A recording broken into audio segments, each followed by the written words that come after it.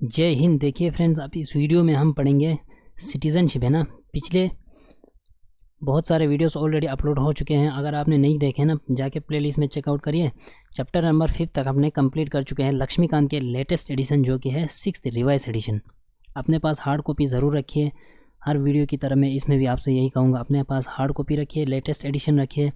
अगर आपके पास 6th addition होगा ना, वो भी चल जाएंगे। अब इस वीडियो में हम समझेंगे सिटीज़नशिप को लेके ना, भारतीय संविधान को अंदर नागरिकता को लेके कौन कौन से प्रोविजंस है वो हम देखेंगे। जैसे meaning and significance, constitutional provisions, citizenship act of 1955 and acquisition of citizenship, यानी सिटीजनशिप को कैसे देते हैं ना फ्रेंड्स। लेकिन आगे बढ़ने से पहले चैनल को सब्सक्राइब ज़रूर कीजिए। मैं इसलिए बोलता हूँ ना फ्रेंड्स, इससे मुझे मोटिवेट मिलता है, कॉन्फिडेंस मिलता है वीडियो अपलोड करने में ना। अपने फ्रेंड्स के साथ शेयर करिए जो किसी भी टाइप के एग्ज़ाम्स के लिए तैयारी कर रहे हो और जीएस पढ़ना चाहते हो मेरे चैनल यानी लेट्स लर्न जीएस के साथ। आई होप आपने किताब आगे रखा होगा, है ना फ्रेंड्स। आज का टॉपिक है सिटीज़नशिप, है ना। देखिए, बाहर जितने भी मॉडर्न स्टेट्स हैं ना फ्रेंड्स, दुनिया भर के, इंडिया में भी दो तरीके के लोग रहते हैं। एक हुआ सिटीजन्स, दूसरा हुआ एलियंस। अब सिटीजन्स कौन होते हैं? Full members of Indian state and of allegiance to its, यानी यहाँ के फुल मेंबर होते हैं। हम सब क्या है, भारत इंडिया को लेके लॉयल्टी है ना, इसको कहते हैं citizens. They enjoy all civil and political rights. अब सिटीजन्स वो लोग हुए जिनको सारे पॉलिटिकल एंड सिविल राइट्स होते हैं। एलियंस को नहीं होते हैं, यहाँ पर यही लिखा है। On the other hands the citizens of other state and hands do not enjoy all the civil and political rights. Aliens को नहीं होते civil and political rights, but citizens को सारे सिविल एंड पॉलिटिकल राइट्स होते हैं। वो क्या क्या होते हैं वो हम आगे जाके डिस्कस करेंगे ना फ्रेंड्स। अब ये जो एलियंस है ना, इसमें भी दो तरीके के एलियंस है ना। एक हुआ फ्रेंडली एलियंस, सेकंड हुआ एनिमी एलियंस। अब फ्रेंडली एलियंस वो सारे कंट्रीज हुआ जो भारत के साथ अच्छा कोर्डियल रिलेशन है ना।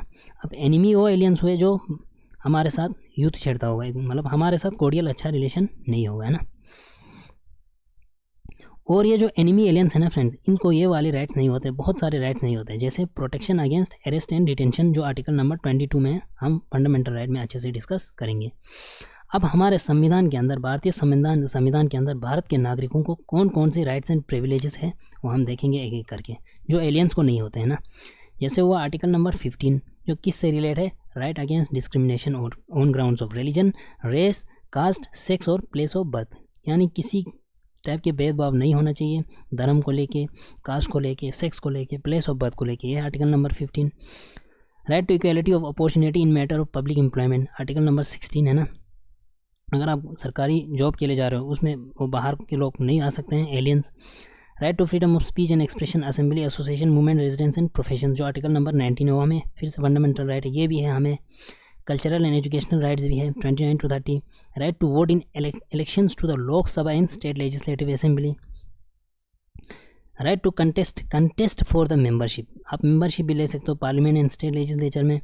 आप बड़े बड़े ऑफिस के लिए भी जा सकते हो, जैसे president of India, vice president of India, जजेस of the supreme court and high courts, governor of states, attorney general and advocate general of India. ये सारे राइट्स हैं हमारे भारतीय संविधान के अंदर, किन के लिए? भारत के नागरिकों के लिए ना।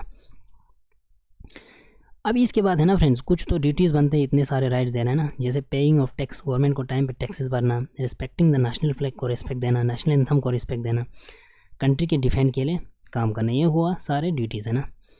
बट इसमें एक है ना फ्रेंड्स, अगर आप यूएस में चले जाएंगे ना, वहाँ पे क्या है कि आप वहीं के, आपका जन्म ही यूएस में होना चाहिए, तब जाके आप बन सकते हैं यूएस की president, for the office of the president. But हमारे यहाँ क्या है ना फ्रेंड्स, अगर किसी ने आके यहाँ सिटीजनशिप लिया होगा ना, वो भी जा सकता है office of the president of India, है ना। ये फ़र्क है, ये हुआ meaning and significance of citizenship, है ना। उसके बाद है फ्रेंड्स, संविधान के अंदर क्या क्या प्रोविजंस है, कॉन्स्टिट्यूशनल प्रोविजंस। आई होप आपने किताब आगे रखा होगा।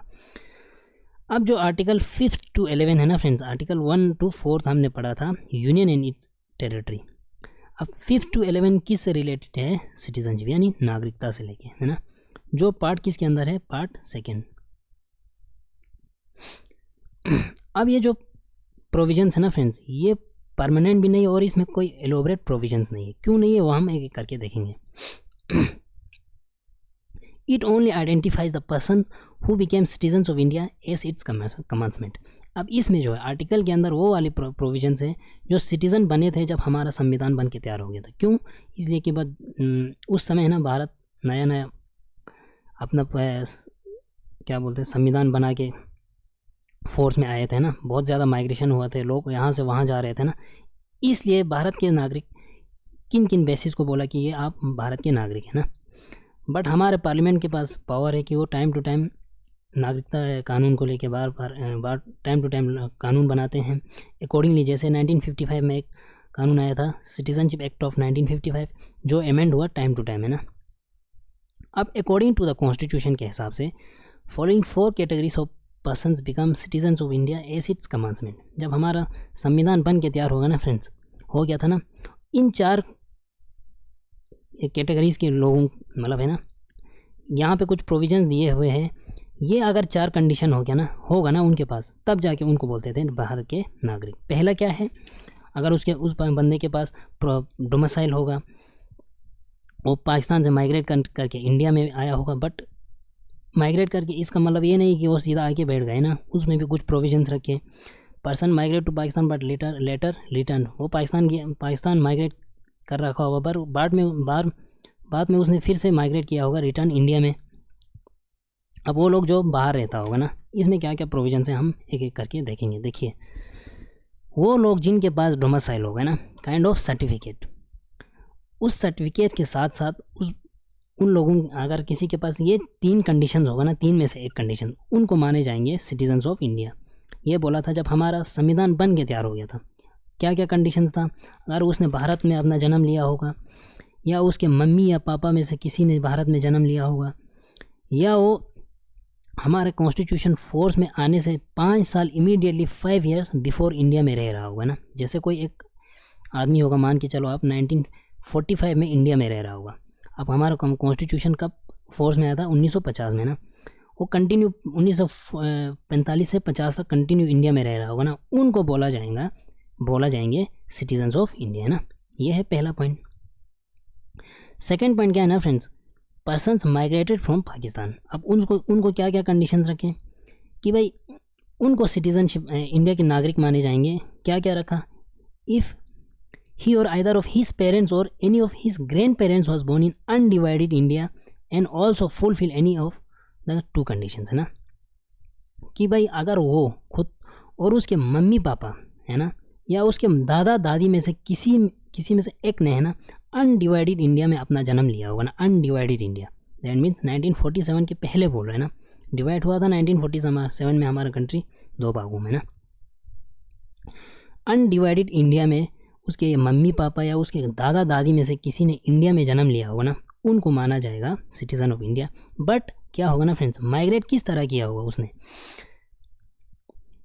जुलाई 1948 से पहले अगर किया होगा ना, या जुलाई 1948 के बाद में किया होगा ना अगर उसने, तो उसको क्या करना पड़ेगा, जाके रजिस्टर करना पड़ेगा गवर्नमेंट के ऑफिस में जाके, और उसको साथ साथ में ये बोलना होगा कि भाई मैं 6 महीने से कंटिन्यू इंडिया में रह रहा है, तब जाके उनको माना जाएगा citizen of India. I hope आपने अच्छे से समझे होंगे। एक बार फिर से समझिए। एक फॉर एग्जांपल आप किसी को मान लो रहीम करके है ना, रहीम ने क्या किया होगा फ्रेंड्स कि वो माइग्रेट करके पाकिस्तान से माइग्रेट करके इंडिया में आया होगा, मगर उसके लिए क्या क्या शर्त होना चाहिए कि भाई उसके मम्मी पापा या उसके कोई दादा दादी जन्म लिए होंगे इंडिया में, अनडिवाइडेड इंडिया में है ना।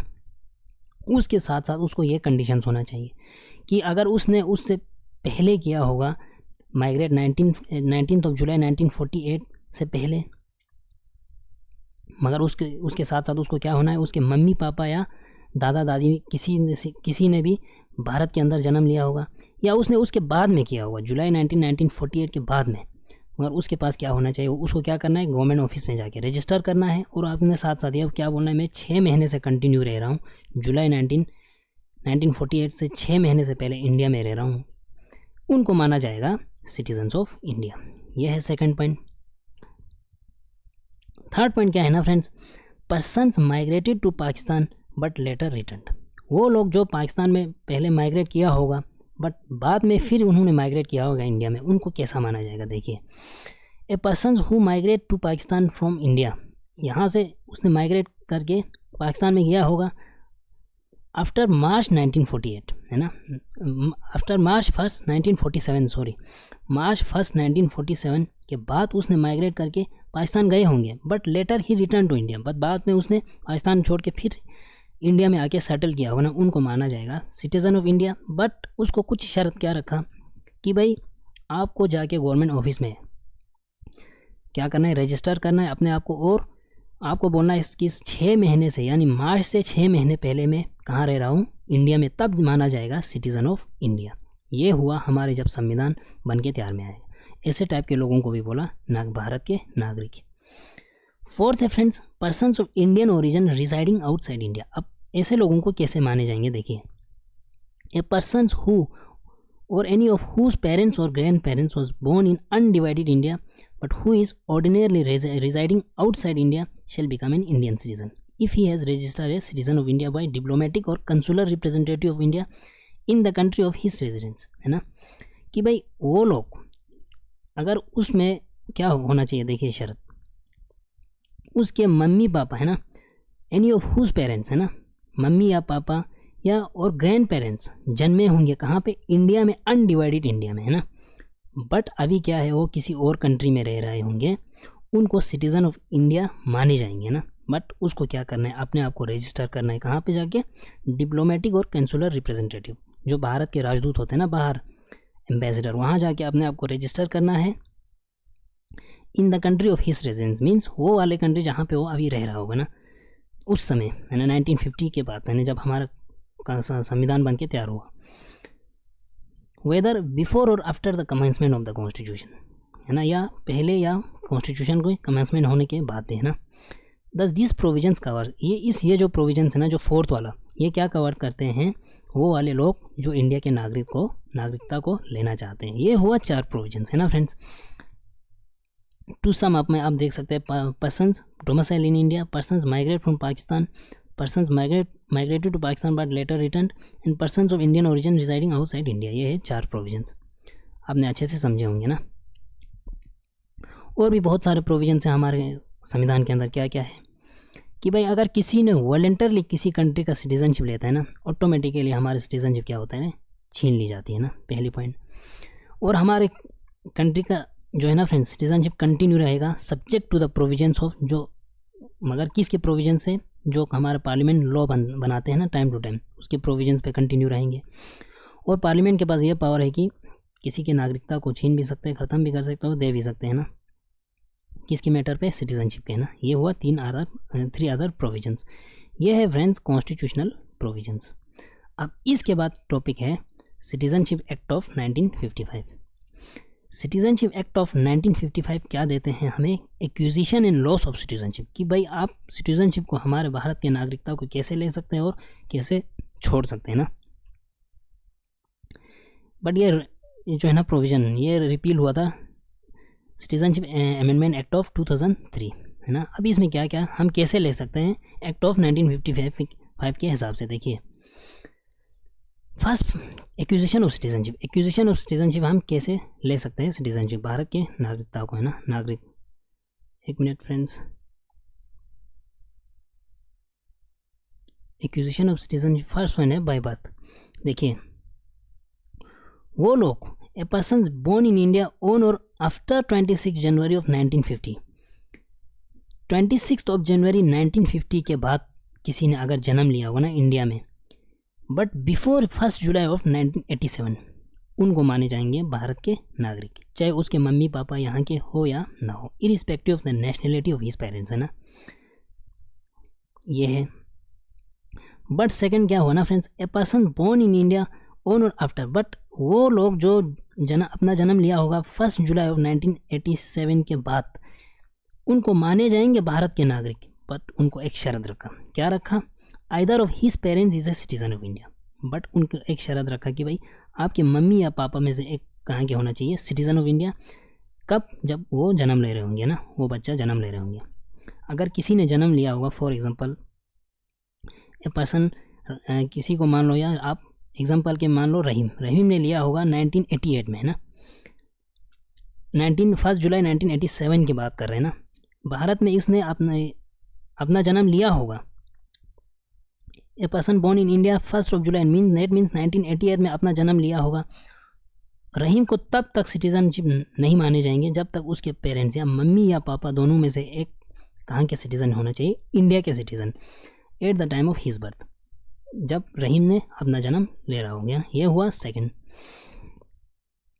इसके बाद क्या होना friends, further those born in India on और आफ्टर December 3, 2004 के बाद क्या हुआ, are considered a citizen only if both of their parents are citizen of India. But December 3, 2004 के बाद क्या हुआ ना फ्रेंड्स, थोड़ा बहुत ऊपर नीचे किए। अब इसमें क्या डाला कि भाई आपके मम्मी पापा दोनों होना चाहिए इंडिया के, और इनमें से एक, चाहे मम्मी हो या पापा, दोनों में से एक इलीगल माइग्रेंट नहीं होना चाहिए, बोला 2004 के रूल के हिसाब से ना। Further those born in India on और after December 3, 2004 are considered citizen of India only both of their parents are citizen of India. But उसको क्या करना चाहिए कि भाई अपने मम्मी पापा दोनों होना चाहिए भारत के नागरिक, और one of whose parents is citizen of India and, है ना, and other is not an illegal migrant at the time of their birth. जब वो बर्थ कर रहे हैं ना, फॉर एग्जांपल रहीम को मान लो, उसके मम्मी या पापा में किसी का भी इलीगल माइग्रेंट नहीं होना चाहिए। ये हुआ। अब वो लोग जो बच्चे हैं ना, वो बच्चे जो फॉरेन के डिप्लोमेट से यहाँ पे पोस्ट होते हैं ना फ्रेंड, जैसे बाहर के, आप मान के चलो फॉर एग्जांपल फ्रांस के राजदूत यहाँ होंगे, उनके बच्चे यहाँ के सिटीजनशिप नहीं माने जाएंगे in India. And enemy aliens, जो बाहर के हमारे एनिमी एलियंस, उनके भी बच्चे, उनको सिटीजनशिप नहीं दी जाएगी। ये हुआ बाय बर्थ। अब जो है ना फ्रेंड्स, बाय डिसेंट कैसे दी जाती है नागरिकता, देखिए। A person born outside India on और आफ्टर 26 जनवरी 1950, वो लोग जिन्होंने अपना जन्म लिया होगा 26 जनवरी 1950 के बाद इंडिया से बाहर, बट बिफोर 10 दिसंबर 1992, बट December 10, 1992 से पहले इसे सिटीज़न इंडिया के नागरिक माने जाएंगे। बट उसके पास क्या होना चाहिए, if his father was, but उसके फादर कहाँ के होना चाहिए, हमारे भारत के होना चाहिए, जब eight the time of his birth, जब वो जन्म ले रहे होंगे ना। ये हुआ बाय डिसेंट। दैट मीन्स, जैसे मान के चलो आप, फिर एग्जांपल के लिए चलो, मान के चलो रहीम है ना, फॉर एग्जांपल के लिए रहीम ने 1955 में अपना जन्म लिया होगा, बट उसका जन्म हुआ है ना 10 दिसंबर 1992 से पहले। उसको भारत के नागरिक तब तक नहीं माने जाएंगे जब तक उसका फादर जो है ना भारत के ना हो, है ना, भारत के नागरिक ना हो। ये हुआ बाय डिसेंट के पहला पॉइंट। उसके बाद क्या है ना friends, a person born outside India on और आफ्टर दिसंबर, बट 10 दिसंबर 1992 के बाद किसी ने अगर भारत से बाहर अपना जन्म लिया होगा ना, तब तक उसको सिटीज़न नहीं माने जाएंगे। Either of his parents is a citizen of India at the time of his birth, but उसको क्या होना चाहिए, आइदर ऑफ हिज पेरेंट्स, है ना, उनके पेरेंट्स कहाँ के होना चाहिए, भारत के होना चाहिए, तब जाके उसको माने जाएंगे भारत के नागरिक। ये हुआ। बट इसमें थोड़ा बहुत 2004 में फिर से थोड़ा बहुत ऊपर नीचे, इसमें क्या हुआ था, देखिए फ्रेंड्स, December 3, 2004 के बाद क्या हुआ, a person born outside India shall not be a citizen of India by descent unless his parents is registered at Indian consulate with in 1 year at the time of birth और with the permission of central government. कि भाई 2004 के बाद क्या हुआ कि अगर किसी ने भारत से बाहर अपना जन्म लिया होगा, तब तक उसको सिटीजनशिप नहीं माने जाएंगे जब तक वहाँ जाके उसको रजिस्टर करना है पहले, है ना, इंडियन कॉन्सुलेट मीन्स बाहर हमारा जो भारत के राजदूत है ना, वहाँ जाके अपने आप को रजिस्टर करना है कि भाई दिसंबर 2004 के बाद इसका जन्म हुआ है। या अगर उसके टाइम निकल गया ना, 1 साल के पहले उसको करना है विद इन 1 year, है ना, 1 साल के अंदर उस बच्चे को जाके वहाँ पे रजिस्टर करना है। अगर वो नहीं किया ना, तो सेंट्रल गवर्नमेंट के परमिशन से उसको अपना सिटीजनशिप लेना है ना। सेट पीरियड से अगर एक्सपायरी हो गया ना, तब जाके वो सेंट्रल गवर्नमेंट परमिशन देगी ना, तब जाके उसको मिलेगी भारत के नागरिक, है ना। An application for registration of birth of minor children to an Indian consulate shall be accompanied. बस उसको क्या करना है ना फ्रेंड्स, वहाँ जाके अपने पेरेंट्स को हैंड राइटिंग से लिख के देना है ना, for such pen minor children that he और शी डज नॉट होल्ड, कि भाई हमारे बच्चे बाहर के किसी कंट्री के पासपोर्ट इसके पास नहीं है, तब जाके मिलेंगे उसको भारत के नागरिक। दैट मीन्स, एक बार आप समझिए और एक बार फ्रेंड्स, कि फॉर एग्जांपल मान लो रहीम जो है ना US में रहता होगा, उसका जन्म हो गया 2004 के बाद, उसको क्या करना है, उसके मम्मी पापा को 1 साल के अंदर अंदर जाके इंडिया के कॉन्सुलेट जो वहाँ पे है ना, भारत के राजदूत, वहाँ जाके अपने उस बच्चे को क्या करना है, रजिस्टर करना है और 1 साल के अंदर अंदर करना है। अगर उसने नहीं किया तो सेंट्रल गवर्नमेंट उसको परमिशन देगी भारत के नागरिक बनने के लिए ना। अगर उसने क्या करना है ना फ्रेंड्स, मगर उसके पेरेंट्स को है ना लिख के देना है हैंड राइटिंग कि भाई हमारे बच्चे के पास किसी बाहर के कंट्री के पासपोर्ट नहीं है, तब जाके बनेंगे भारत के नागरिक कौन, रहीम, ये बोल रहे हैं ना।